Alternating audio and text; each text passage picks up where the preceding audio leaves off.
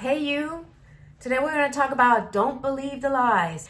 I believe some of them, and then as I go through this journey, I realize, that's not working for me. Because guess what? You are unique, and you are not going to react the same way that somebody else reacts to the medication. And there are some things that you're going to have to do that someone else does not do, and they're fine with it. And that's cool for them, but it ain't cool for you. I'm going to talk about that today. I'm going to talk about the importance of having a candid conversation with your doctor, the importance of understanding cortisol and perimenopause, as well as understanding exercise, what role it plays during this GLP-1 journey. So let's get started. If you're new here, my name is Isha Anavaz, and this is Momentarily Speaking. Welcome to my channel. If you've returned, thank you so much. I really appreciate you. So one of the things that I realized while being on my GLP-1 journey is that I'm in perimenopause, so my journey is going to be looking different than someone who's not in perimenopause. And I want to encourage you to really take a look at where you're at in the journey of your menstrual, perimenopausal, or menopause, or postmenopausal era, because that really does determine how you are going to be reacting to this medication. I'm not a doctor, so the first thing I want to tell you is talk to your doctor. When you go to your doctor, there's a lot of information that we are privy to nowadays with the internet, and you can find out so much information about, hormonal changes, perimenopause, and you have all these different doctors that have YouTube channels, and you're able to go in there and take a look. So I encourage you to research. I want to say that when you go to your doctor, the first thing that you should do is praise your doctor for their expertise. Something like, I know you're the expert here, and I just want to have a candid conversation with you about my health. Okay? When you set it up that way, whatever information you've gathered from online or information that you have questions on, it allows the doctor to not be on the defensive. Rightly so, they have experienced, going to school and learning about health. And so it's good to praise them before you start the conversation. After you start the conversation like that, the next step that I would encourage you to do is have the info available that you want to discuss. For me, not only was I concerned about being 199 out of the blue, I went from 172 to 199 in 2 months, and it freaked me out. I'm like, something is wrong with me. How did that happen? And so, it's good to be able to have the information. It's like, I think I'm in perimenopause, and I think I need to go on some kind of GLP-1 medication. What do you think? Right? And the first thing that I was asked to do is let's do blood testing. Let's do hormonal testing, which is the best thing that happened to me, because I was able to take a look at what is going on in my body right now. I track my menstrual cycle through this app called Ovia, OVIA, and it really does help me to track down when my next period is going to be. And I also make my notes as far as my GLP-1 medication, how much I weigh. So I bring that to my doctor. And so we were able to determine what would be the best time for me to have hormonal testing. I don't know, your specifics on what your insurance may cover, but there are options out there where you can buy the testing. I use questhealth.com.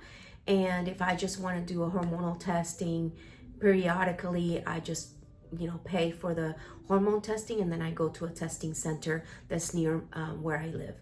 So that's an idea for you to take a look at if that interests you. Why am I saying all this stuff? Is because during perimenopause, cortisol plays a big part. Don't take what I'm saying as gold, okay? I'm not a doctor. Okay, so this is why it's important to go to your doctor. I'm telling you my experience.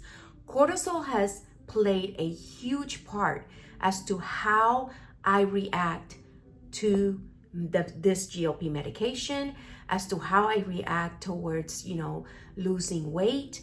Cortisol plays a big part. I will link below some of the sites that I use to research cortisol that could be beneficial for you to bring over to your doctor and say, could I be tested for cortisol? Do not let people lie to you about the power of exercising. I know so many people are saying, you know, oh, I did not exercise at all and I lost this much. All I know is that when you're in perimenopause, your cortisol level is so high at times that going outside and going for a walk and doing steps and working out, and I'm not talking the gym, but working out as a source of like, let me go hiking and listen to a podcast or listen to some music that can diminish the cortisol, you know, having friends over, you know, that raises your oxytocin, and guess what it does? It lowers your cortisol. Again, I'm not a doctor, talk to your doctor, but this is the truth. You know, yesterday my son and his girlfriend came by and I had made some lasagna. I was so freaking happy because I haven't seen them in a while, you know, because they're adults now and they choose to come and see me when they choose to come and see me. But the major happiness, the happiness that it caused in my life lowered any type of stress that I may have had, you know, this past week. And those little things like that do matter. So don't let people lie to you and tell you, oh, you don't need to exercise on the GLP-1 medication. They don't know your body. They don't know what you need. And I want to encourage you to research, to advocate for yourself during this journey. Don't just go by what I'm saying or what another GLP-1 user is saying. Understand your body is unique. Your body is so awesome. It will do whatever you want it to do. And I understand that there's some people on this GLP-1 medication that cannot move. Don't worry. If you can move your head up and down, your shoulders, that's a physical activity. Just moving your shoulders up and down releases stress for you. And the reason I'm so passionate about this is because I see so many people struggling with their weight and it's not their fault. And then they get on the GLP-1 medication like me and you're still struggling with your weight and it's not your fault.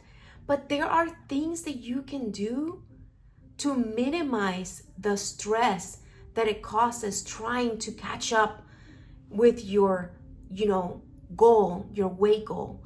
And also envision your future. Like, what is my future gonna be like while I'm on this journey, this GLP-1 journey? And so I wanted to just encourage you to have conversations with your doctor. Get the research, you know, print it out or write it down. I put it in my notes app. I bring it, you know, get an app that allows you to track down your menstrual cycle for the month, understanding, how does my body react on these specific days? And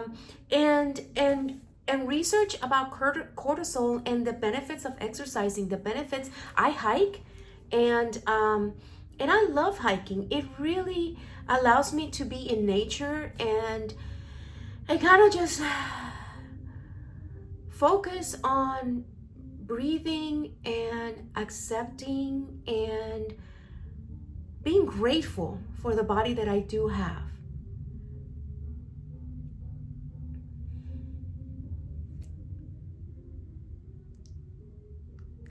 Because for so many years, you know, I have scoliosis and I have a lot of scars in my body.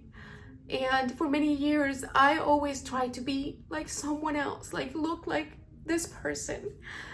And I just want to encourage you today, you don't have to look like anybody. You are beautiful. You are who you are. And it's okay not to do the things that everybody else is doing.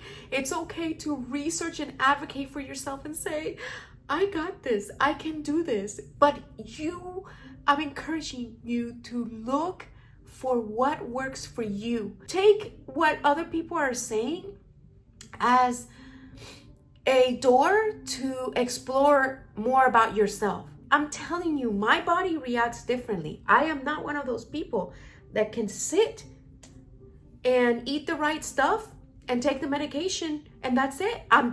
My body doesn't work like that, and it's okay. I'm one of those people that my body for some reason reacts to, I have to be moving, I have to be exercising. So I want you to know, don't just take the lies of like, I didn't exercise, but I lost all this weight. Well, good for them. But if that's not working for you, you got to mind shift and say, what works for me, for my body? What's happening in my body? And I really want to start talking about perimenopause and how that, really has impacted me as a person, and maybe help you to know that, hey, maybe this is something I should look at. Don't give up. You're awesome. I really appreciate you taking the time to listen to this video. I really care about you. I know you're out there, and if you are out there, make a comment. Let's start a conversation about perimenopause, GLP-1 journey, and we can encourage each other through this journey. And I'm so thankful for you, and I'll talk to you soon. Bye.